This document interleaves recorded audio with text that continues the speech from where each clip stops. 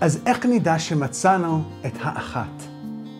כולנו גדלנו על סרטי דיסני, שסיפרו לנו שכל אחד יש מישהו שמיועדת בשבילו ולהפך.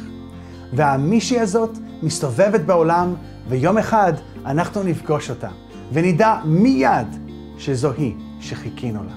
אבל המציאות, כמו תמיד, יותר מורכבת, וקצת פחות קצומה. מה שהופך את בן הזוג שלנו לאחד, זה לא הגורל, אלא העבודה שאנחנו משקיעים בקשר.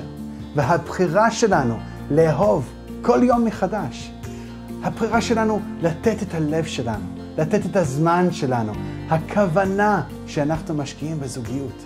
הפתיחות, הכנות וההתמדה, זה מה שגורם לקשר להצליח.